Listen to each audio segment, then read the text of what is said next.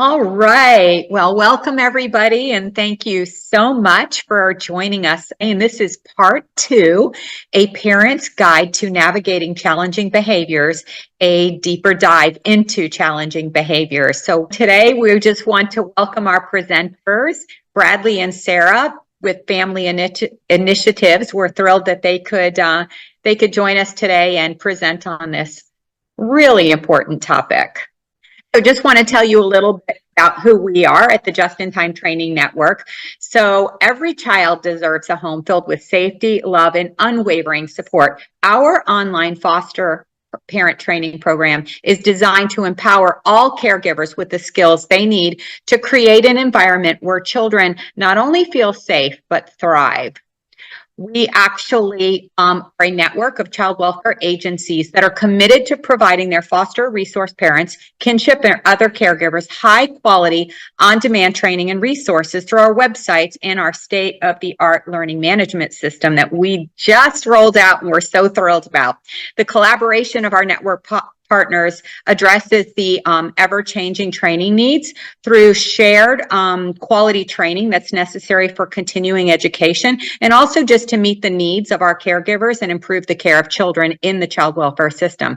Our site's designed to keep you informed and educated with a library of well over 200 evidence-based training videos. We add resource documents. We host these live webinars and more, all accessible 24/7 whenever you need it. And the great news is that we have just now successfully rolled out the new learning management system platform to our existing contracted network partners, and we are opening this up to add new agencies. We have flexible options available based on your agency's needs, size, and budget. So please reach out. We would love to add more great partners to our network. So just contact us to find out how your agency can partner with us. And we just want to support you, all the caregivers so children and youth can thrive in their care. And so with that, I am going to turn this over to our fantastic presenters today, Bradley and Sarah from Family Initiatives. All right. Can everybody see our screen? Yeah. Awesome. Well, my name is Bradley, and this is Sarah. We're both BCBAs at Family Initiative. And what we do here is we provide ABA therapy, and we work with children who are in the child welfare field across the whole state of Florida. And we're super excited to have you all here today and listen to our presentation. So for today, some of you might have been a part of the part 1 of this series, which was about a month ago, and they kind of focused on an introduction to understanding behaviors. Our goal for today is to share with you our approach, which is ABA, and kind of how we use that to better understand behaviors as well as respond to them in a way that should help you manage them a little bit better. Cool.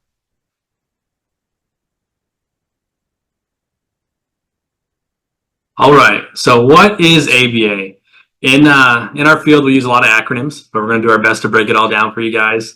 So ABA stands for Applied Behavior Analysis. It's an evidence-based practice focusing on socially significant behaviors, such as behaviors that we want to decrease and behaviors that we want to increase. For example, behaviors to decrease are the problem behaviors that we see some of our kids might engage in, and the behaviors that we want to increase are looking at more towards more of the independent life skills, stuff like that. With ABA, we can use it with kids. You can use it with yourself. You can use it with your coworkers, with your dogs, your spouse. So it's not only specific to the ASD world, it's kind of general to everybody. And it's a good tool to have in the toolbox. So what makes this a little bit different as far as a clinical approach is that we really try to focus on the immediate environment. So when something happens, such as those temper tantrums, we look at what happened before it occurred and what happened after it occurred. And this gives us information to help us figure out how to change those behaviors so they don't happen as often. And we use ABA, we look to use it in the natural environment and the least restrictive environment. Our goal when we're using ABA is to make everybody independent and learn these skills on their own. We're not always going to be here to help them and support them. So we want to give people the tools that they need to be successful in their daily lives. Especially the caregivers.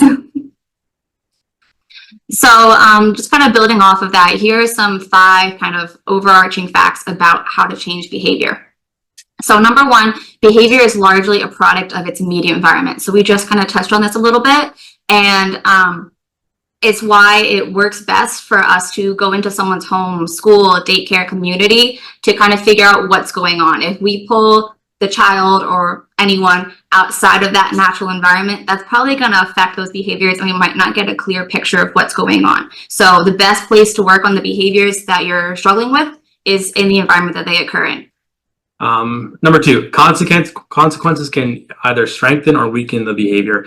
Consequences in ABA could be good, it could be bad. It's pretty much what happens when a behavior occurs. And if the individual, the child, the spouse, the dog, they like that consequence, they're going to continue to engage in that behavior. If they don't like that consequence so much, then it may weaken the behavior. And based on this, what we've noticed is that in the long run, behavior responds best to positive consequences. So we really try to focus on rewarding the behaviors that we want to see, building up the better skills, teaching our kids to ask for what they need, to wait, to take turns, to accept things that maybe they don't want to, and reward that rather than focusing on a punishment based or constantly taking things away in response to their behaviors. And this definitely takes some time. It's not going to happen overnight. It's not going to happen within a couple of weeks. We need some time, and everybody bought in and following the procedure that we're implementing. So teachers on the same page, parents on the same page, siblings on the same page. And with everybody kind of being bought into the same system that we're going to try to implement, we're going to see the most amount of change within that behavior.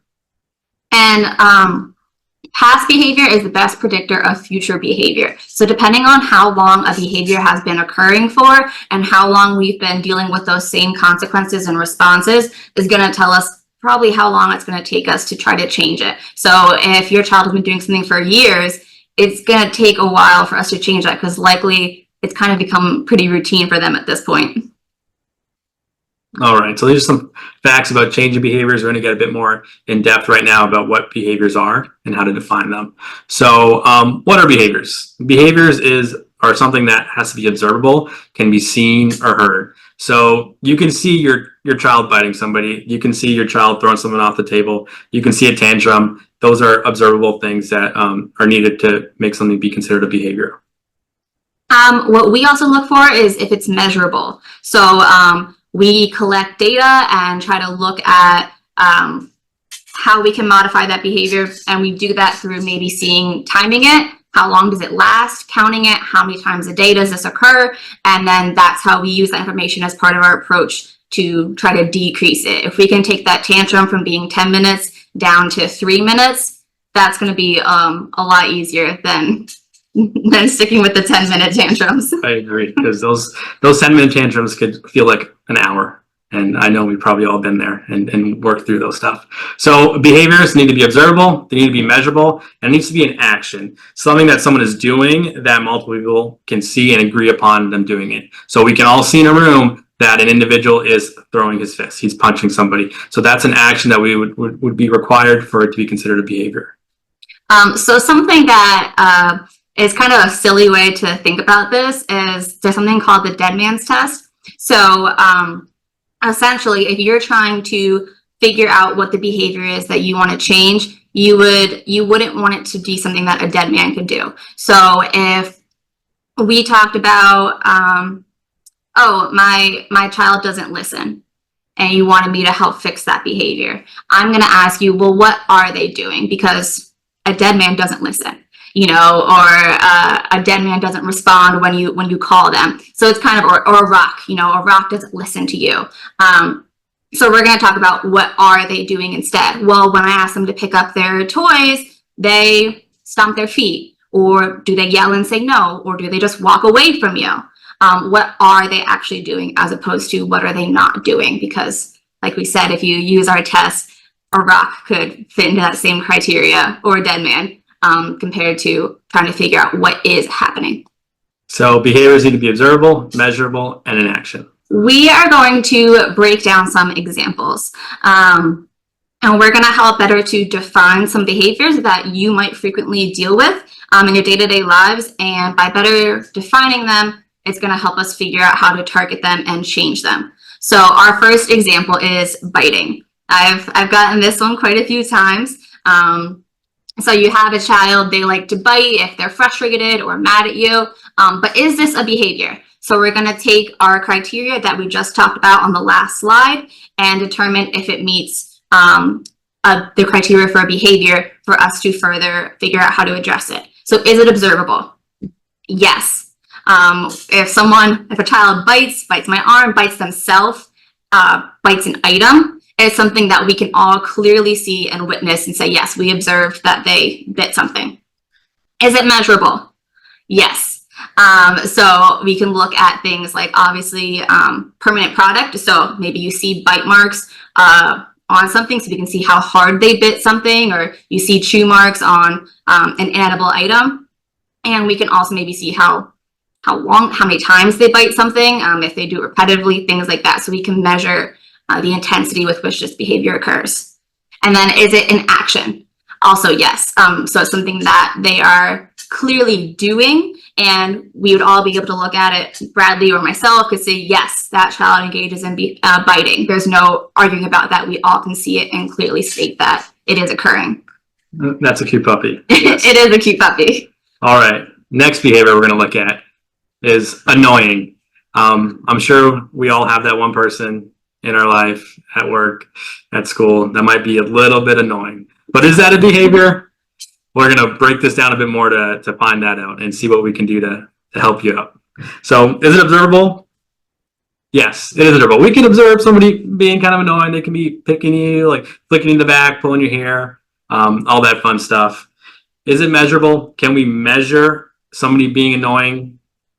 No, we cannot really measure somebody being annoying. Everybody's idea of annoying could be a little bit different. And is it an action? It's not really an action.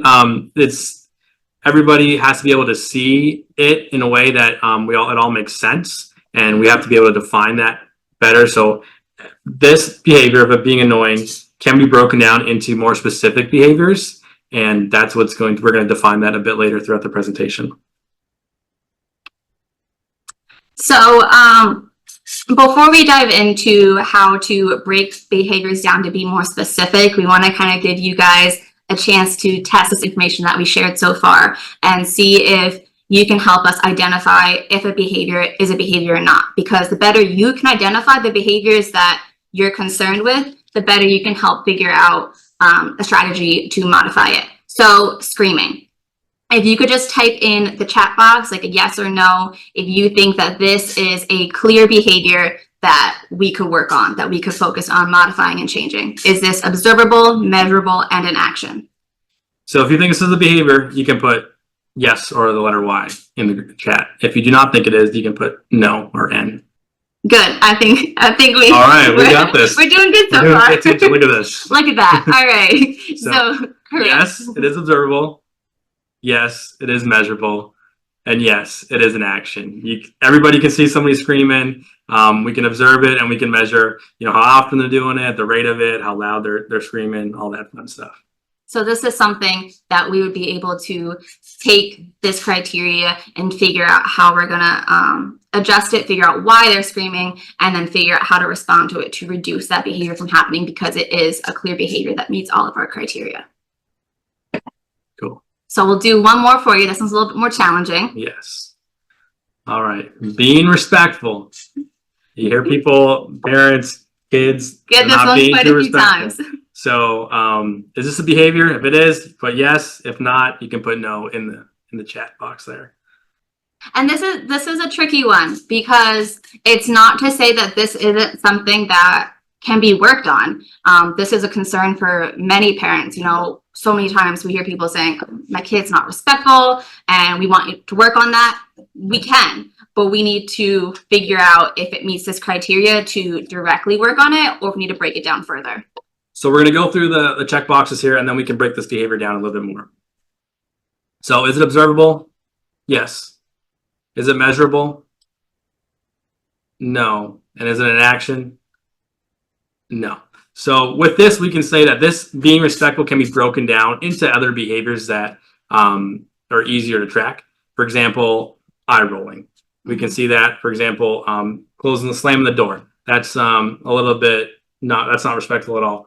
Yeah. Saying thank you, all that stuff. Yeah, all kinds of things. The big thing here is that if we don't break these things down, it makes it harder for us to come up with a strategy that everyone can be on board with. Because if you're saying my child needs to be more respectful, I might see something that they're doing and I'm like, oh, they're being respectful.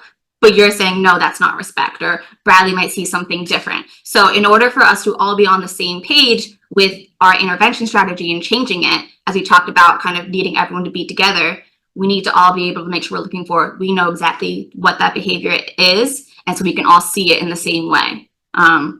We can clearly measure it and know that it's an action that's occurring. So that eye roll is definitely a big one that we can all clearly see and that we can work on changing. All right, so behavior's got to be observable, measurable, and an action.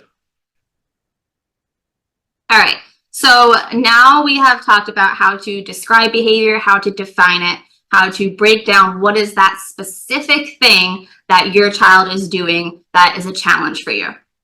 But now we're going to focus on why do these behaviors keep happening. Maybe you think that, you know, you're implementing a punishment, you're not giving in to them, you're responding in this way, and they still keep doing it. So after we figure out what is that behavior, we've defined it, it's met all of our criteria, everyone agrees, we know what it looks like, we can all see it happening. That's when we go through our further assessment and figuring out what's the why behind that behavior. All right, so this is an observational tool that we use to help us analyze what happens before, after, and during a behavior. It's called the ABCs of behavior. It stands for antecedent, behavior, and consequence. We're going to go break this down in the next couple slides here and give you some examples so you can really see how this pertains to behaviors that are increasing and behaviors that are decreasing. And something important to keep in mind as we go through some of this terminology is that we understand that you're not going to sit there and be assessing your child's behavior in the same way we might, but these are really helpful tools for you to just keep in mind, you know, when you're dealing with that temper tantrum, and help you kind of look at things from a different perspective so that you can maybe see some of the reasons why this behavior is happening. And again, it's going to help you address it a little bit better. So to define some of our terminology here, antecedent is kind of like the trigger, what's happening before this behavior occurs. And then after that, the behavior happens. That's our observable, measurable action. So something happened, it was the trigger, the child responds, engages in the behavior of, you know, that's a problem. And then after that comes our consequence or payoff. What happens immediately after they do engage in the behavior? It could be positive, it could be negative, but whatever it is, it's something that's happening after they do this behavior, and it's making that cycle continue to occur. So we have some examples here. Yeah. Go ahead. So in our example here that we have at the top here, Miss Lindsay gives an assignment that requires sitting at a desk and working independently. That's the antecedent. So that happens right before Julie leaves her seat and starts moving to the other students who are seated and starts talking to them.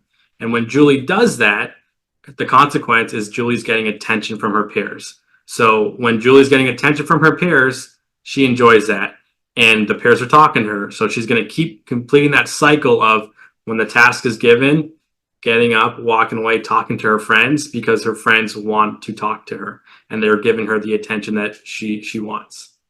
Another example is Miss Lindsay gives an assignment that requires sitting at a desk and independently working. Mary leaves her seat, begins to look at the books in the back of the room, looking out the window or rummaging through the supply cabinet. And the consequence is Mary is able to avoid working on an assignment. I know I do this. Some of us might also do this, procrastinate on some things, avoid doing some stuff because we want to escape doing that task. This is exactly what happens when we look at the ABCs. We're just trying to escape something. And the further that we can, get away with escaping the demand that has been placed, we're going to keep doing it because we keep getting away with it. And this is what's breaking down when it comes to the ABCs. Anything you want to add there? No, I don't think so. I think we kind of, I I hope that you can start to see where those payoffs are coming into play and how they can all play off a little bit differently. So in both cases, the antecedent or the trigger looked the same, but the child engaged in the behavior for different reasons. So that's why we want to take a look at these different categories to kind of figure out what is that payoff. It's not always going to be the same thing, just because mine might be to escape something, because it certainly is. I'm a procrastinator. Someone else might be to get that attention or to gain access to an item. And that's going to affect how we respond to those behaviors once we determine what that payoff is, what's that consequence that they're contacting after they engage in their behavior. So if we like getting that attention from our peers, if we like avoiding our work and we're getting away with it, we're going to continue to do that because we enjoy that consequence or that payoff, as we have stated here. Oh, I see a good question that came in. So why isn't Mary's consequence the same as Julie's, not doing the assignment? It could be, but maybe, for example, if we look at our antecedent, sitting at the desk working independently, how many times do we have kids that are in trouble for being the class clown, for, talking they're supposed to be working quietly, for, speaking over the teacher? Those kids, while yes, maybe they're getting out of work or they are getting out of a demand for a time being, their focus, what's reinforcing and kind of paying off their behavior is the attention that they're getting. That might be more valuable to them than getting out of the task. Maybe the task is too easy. Maybe that assignment, they're really, really good at this assignment, so they don't care about it as much. But for them, they want that attention, and that's what they're gaining out of it, even though they are kind of getting that escape piece too. But we're looking at what's more valuable to them to try to help us figure out why they're continuing the behavior. And that's a great question because we're going to get into more about the functions of behavior a little bit later in the PowerPoint. So great question. All right. So common triggers. This is what leads to our kids that we work with, or our coworkers, or our dogs, or whoever it may be, our spouses getting into engaging in those problem behaviors, not getting his or her way. So say your child wants to have dessert for breakfast and we don't allow that. They might engage in some behaviors, or they're being told no. Maybe they want to skip school today, and we say that just can't happen today, maybe tomorrow. They might engage in some behaviors. Asking your child to do something, maybe do some chores that they don't really want to do, we're going to see those behaviors. Someone having a toy, an older sibling having a younger sibling's toy, and that younger sibling engaging in some behaviors, that's going to lead to it. That's going to be a trigger. And not getting the attention. Mom and dad are, might be working from home on their computers, and the kids, want the parents' attention, and we're not able to give it to them right then and there because we're working. You're going to see some behaviors come from the kids there. So these are common triggers that we're going to see that are going to lead to our problem behaviors.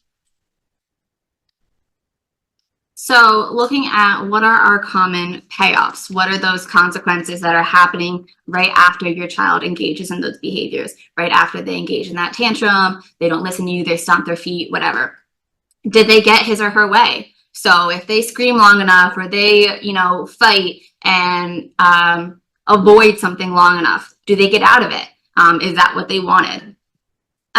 Do they get an item or privilege that they wanted? So, you tell them no iPad time, they're engaging in some kind of behavior that just gets under your skin, and eventually you give in and say, okay, 10 more minutes, or, you give them the iPad. So that's going to be a common payoff. That's going to continue that behavior cycle. Even if you say just this once, kids are smart. People are smart. And all it takes is one time to kind of help keep that cycle. We're going to try that behavior again just to see if it works a second time.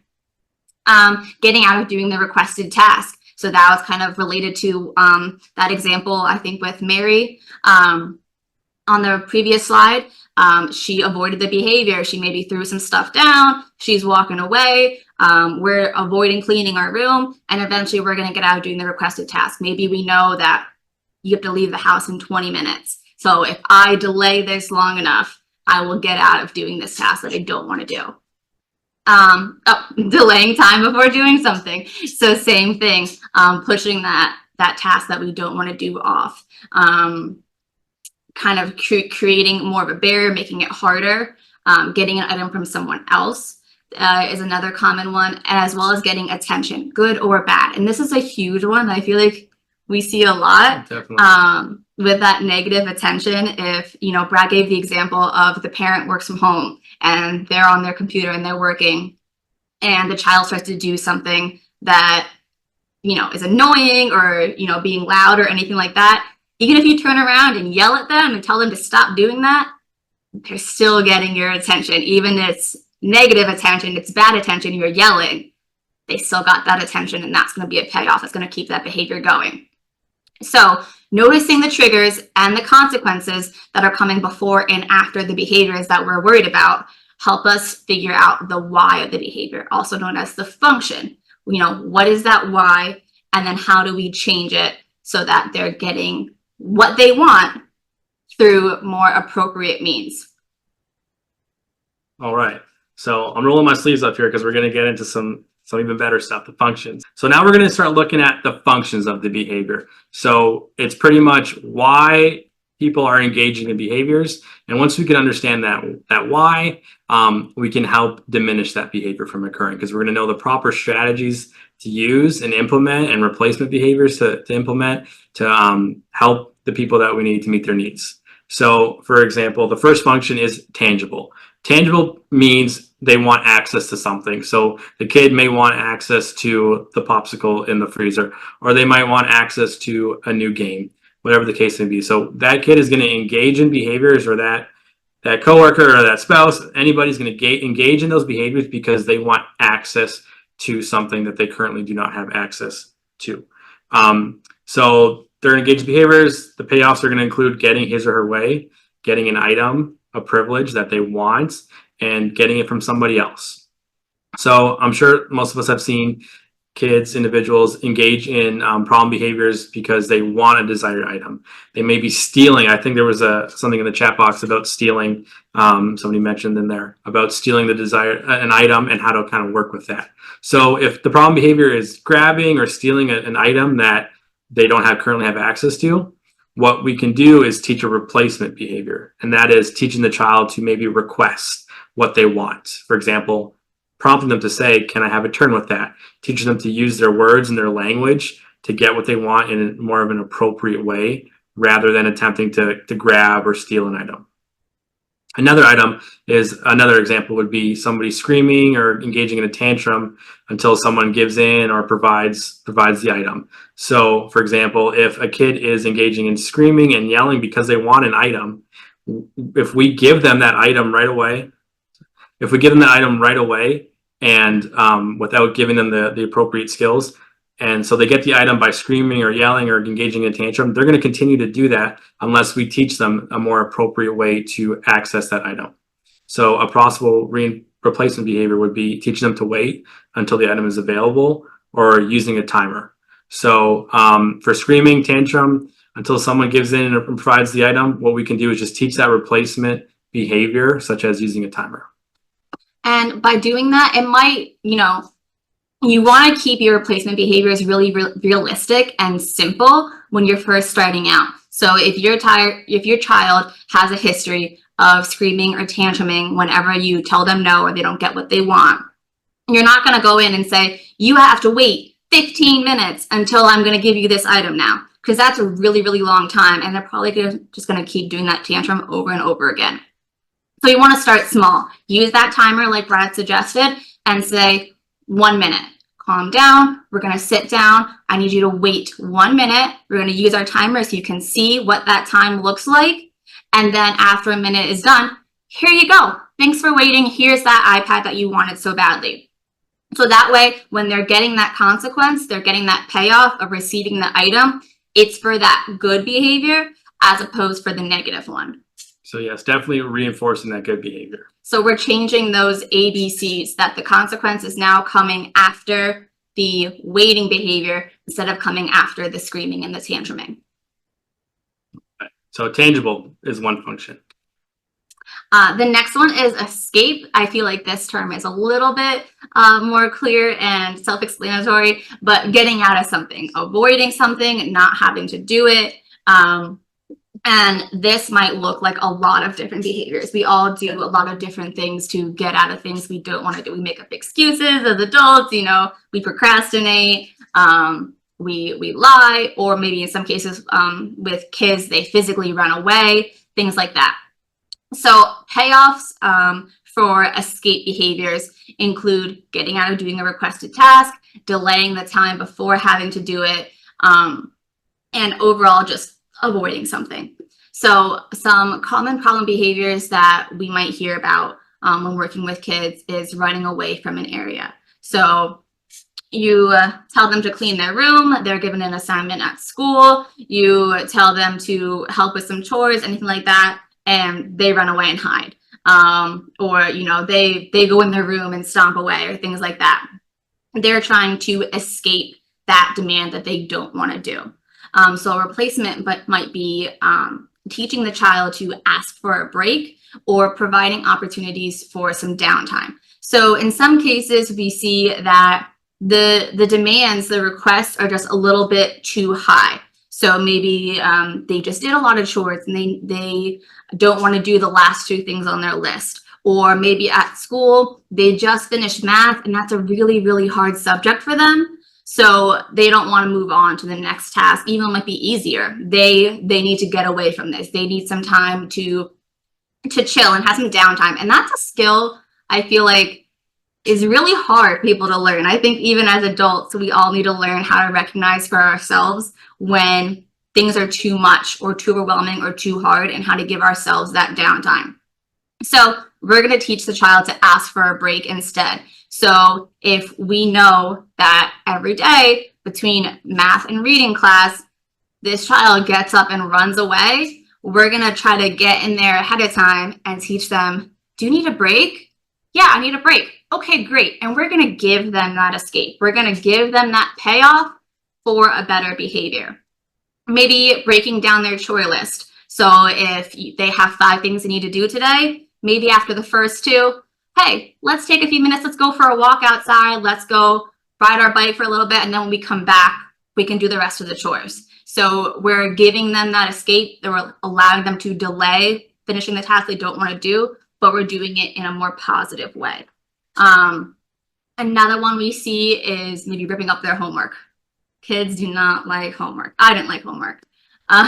So maybe we're ripping it up. We're trying to, throw it in the trash can, get rid of it. We don't want to do it. It's too hard. They've had a long day of school. And I know that this is very common for parents to have a difficult time at the end of the school day trying to get through homework. So teaching the child to ask for help or break down the challenging task. It might seem a little bit, it might seem like a lot at first for parents, but ultimately, if it helps your child to build up some of those replacement behaviors and makes this after school routine a much more pleasant environment for everyone, then I think it's worth it. So teaching a child that it's okay to ask for help. To say that this is too hard or I don't understand it, and making sure that we're responding to those verbal things. So if we want our child to use their words as opposed to engaging in some of these other behaviors, then we're going to make sure that we respond every time they use those words. Breaking down the challenging tasks. So some ways we might do this is we might create steps. Break something down into smaller steps that make it easier, kind of creating like a checklist for them, giving them a visual. So I know a lot of times, at school, maybe they're doing math, and so they have their multiplication chart there or other things that help them use the visual tools to complete a challenging task.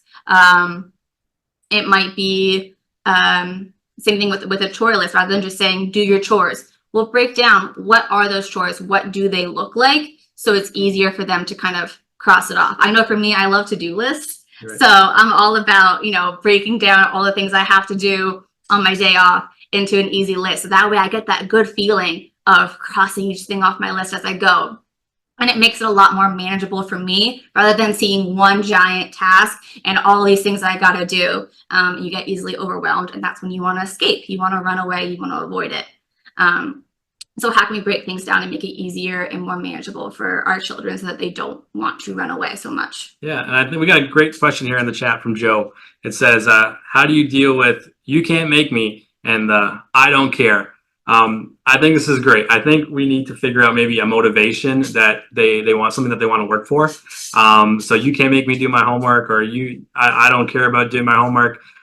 They care about something. They care about wanting to earn a video game or a piece of cake or something like that. So perhaps stating like, okay, first you're going to do your homework, and then we're going to get some chocolate cake. Just a simple first then, or possibly creating a little visual and showing them what they have to do, this evening in order to earn their favorite thing. And part of their to-do list is cleaning up their bedroom or completing their homework. So just a simple first the non-preferred thing. So first the homework that you don't want to do, and then you can get a bit more of a preferred item that you're interested in. And maybe that might have some motivation for the child to finish their non-preferred item.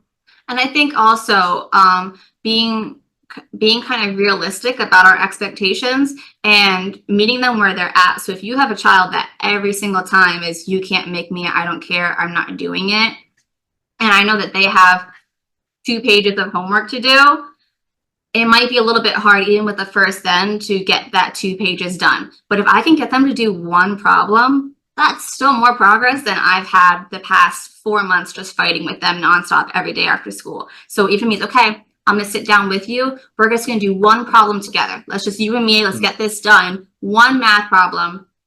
And then you can go play in your room, or you can have those games or anything like that. You're still getting that positive action from them, as opposed to them getting out of it and getting what they want without doing anything. So even just one chore, pick up 2 pieces of trash off the floor, do 1 math problem. That's where you start. You start with those baby steps for those behaviors that have really, really, really been reinforced for a long period of time.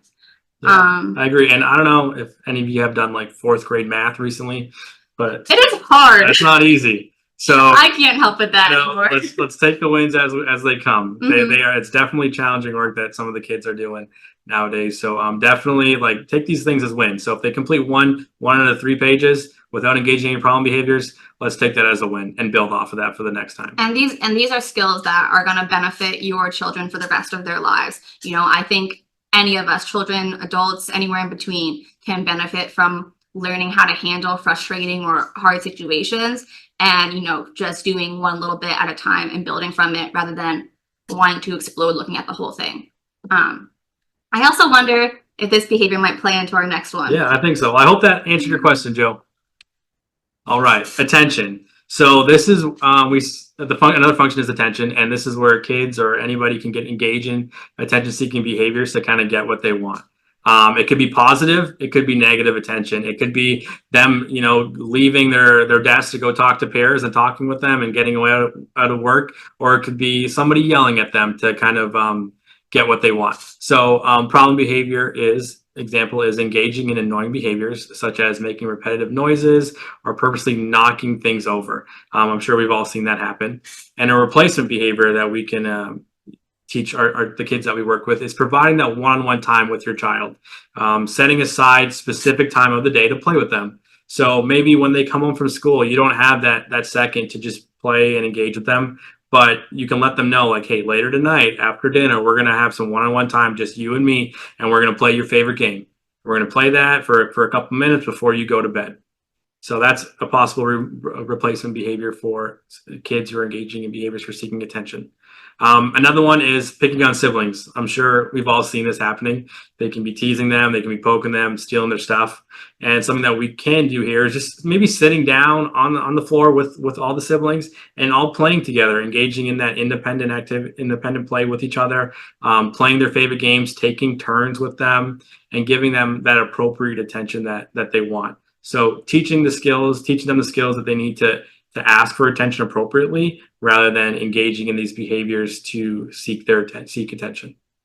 And yeah, going back to that example that was shared in the chat, you can't make me, or I don't want to. Sometimes that also gains some negative attention with it too. So if you're yelling back and we're going back and forth now in an argument because they're yelling and refusing, are they also gaining some of your attention as well?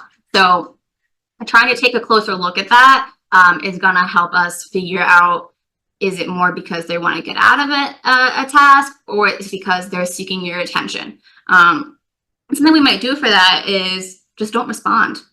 If you're like on the fence of, okay, are they doing it to get a reaction from me, or are they doing it because they really don't want to do their homework?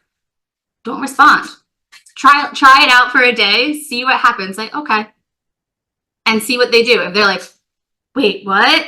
And, trying to find other ways to get you to yell or, get you to say no, maybe they're fighting with you to gain your attention more than to get out of the demand. So that's kind of a common intervention and strategy that we'll trial with possible attention-seeking behaviors, is just not responding to them, not engaging, and then waiting to give them attention when they're doing something that's a little bit more appropriate that they should be doing. All right, so far we've talked about tangible as a function, we've talked about escape as a function, we talked about attention as a function, and our last function is sensory. Sensory. So this is kind of an interesting category, and it could cover a lot of different things. So for us, we work with the autism spectrum population. So a lot of them do have heightened sensory needs, kind of internal stimulation, things that they are experiencing or feeling or hearing differently than other kids might experience. Or we can also just refer to kind of some internal needs and kind of common everyday like physiological responses that we all experience and deal with, and they can be hard for kids who don't understand them. So any type of sensory related behavior is going to have a payoff of meeting an internal need or making you feel good in some type of way. So common behaviors that are associated with this might be head banging. Your kid is banging their head on a wall, they're frustrated, and sometimes putting that pressure on their head kind of gives them enough of a response that it almost helps them feel relaxed. Or if they're experiencing a pain, it kind of helps make that sensation feel different.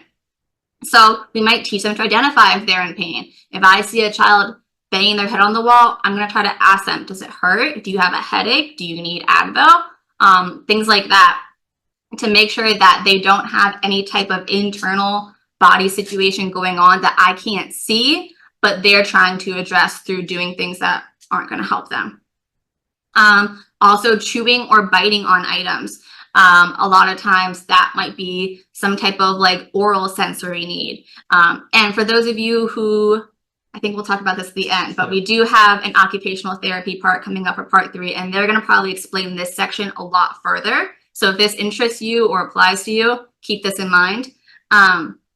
But chewing and biting on items does meet some kind of oral sensory need. They like that feeling. So we're going to give them an alternative safe item as opposed to chewing on that marker or something else. We're going to give them gum, maybe a hard candy, a crunchy food, or a lot of times, I know it's really popular now, like the jewelry. Yep. So kind of like the chew necklaces, they have all different types and textures, and that's going to help them meet their need in a more appropriate way rather than chewing on those pencils, chewing through their clothing, leaving holes everywhere, things like that. So this one's definitely a lot trickier to identify. We can't always see it, but it's kind of something that comes up when I feel like it's when nothing else is really obvious. Right. And this is when, some of the kids who may not have as much language as others, and they're struggling with something internal. Sometimes this comes into play sensory. And I think the best thing to do here in situations like that is teaching them their body parts and having them identify, like if their head's hurting, they can point to their head, at their knee or their stomach. And this kind of helps us understand and meet their needs when they're unable to explain it fully. And we all might engage in some sensory related behaviors at times. You have a migraine, so you turn the lights off, close the windows, put like something cold over your face, and you're trying to help meet your own sensory related needs. So we want to keep that in mind, that our kids or those that we work with can go through these same experiences that we would in a situation like that.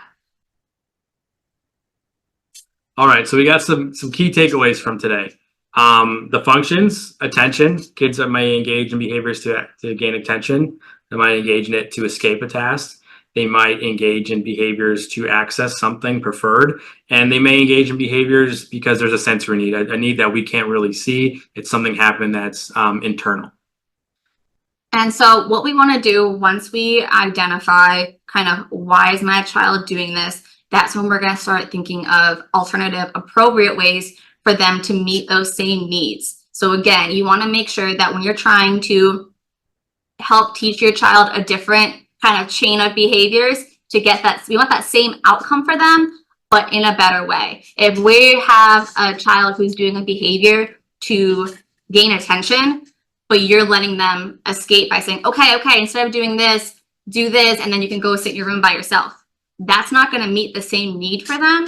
And so it's probably not going to work. They're probably not going to do that appropriate behavior again for you because it didn't meet the need they were looking for. They were looking for that attention piece. So that's why it's really important. I know that the terminology can be a little bit confusing at first, but that's why understanding the why of those behaviors is so important, because that way you can make sure that whatever you're teaching them to do instead has that same general outcome as what they were doing before.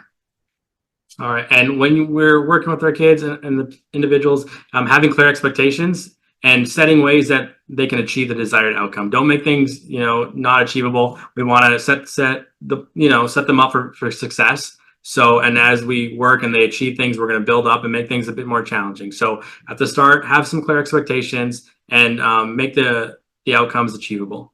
Yeah, so kind of create some momentum for them. That goes back to the example I gave of even if they're only getting one homework problem done and they're achieving their desired, reward after that, that's still a lot better than them doing nothing and fighting and having a whole meltdown and they get out of it anyway. So the more you can make it easier for them to achieve the desired outcome with a positive behavior, the more likely it is that you can build on that and slowly create that new behavior chain instead. So when all else fails, reinforce, praise, and celebrate the behaviors that you like and want to see more of. Don't be afraid to over-celebrate your child. Praise them for every good thing that they're doing, because that does mean a lot to them. And as we talked about way at the beginning, that's going to weigh a lot heavier than those consequences are. The more they can get that positive attention and they're getting those good rewards. Right. And just know that you guys all are doing a great job, and everything's, dealing with behaviors is challenging. You got your own behaviors you're working through. There's other kids in the household. There's a lot going on. So everybody's doing a great job. And just know that sometimes these behaviors they're not because they're upset at you or they're not engaging them because they hate you. It's just a need that needs to be met. And we're trying to figure out the best way to meet that need. And trial and error doesn't hurt anyone. This is our job. This is the field we work in. And that's not to say that every time we try a strategy, it's the correct one and it works perfectly every time. Sometimes it takes a few tries to see if something is going to help my child respond in a more appropriate way. Or maybe I think that they're doing it for this reason and I try something and it doesn't work. And then later I find out, it was actually for this reason. So don't be afraid to try things. If it doesn't work, it doesn't work. Worst case scenario, you're back at ground zero where you were already to begin with. So try different things and pay attention to what gets a bit of a different response for you than other stuff and kind of roll from there. There's no kind of one size fits all. There's no magic answer. But hopefully these tools can kind of help you get a better idea of how to look at those behaviors from a different perspective, and then come up with some ways that you want to encourage your child to do more appropriate things, give them those skills to be successful in other ways, as opposed to doing those behaviors that we don't want to see anymore. All right. Well, Laura, I think we answered most of the questions that were in the chat box. Is there anything that we missed? Were there any other questions that you haven't asked? I didn't see any that you missed. I'm going to go ahead and turn my video on, but we could maybe open it up and see if anybody else has some final questions before we end today's webinar.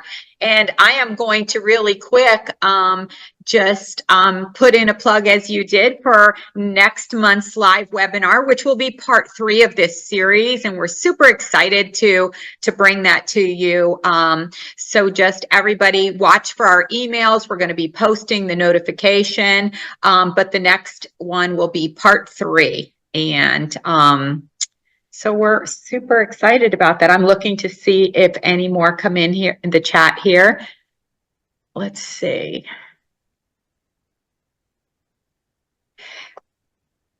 Okay, we do have a question here, and it says, it was super helpful. Could you speak on the process of what it looks like to get your child into ABA therapy? All right. So the process is sometimes lengthy when you're dealing with insurance companies, and it varies from individual to individual. So the best thing, that was Leanna who asked that question.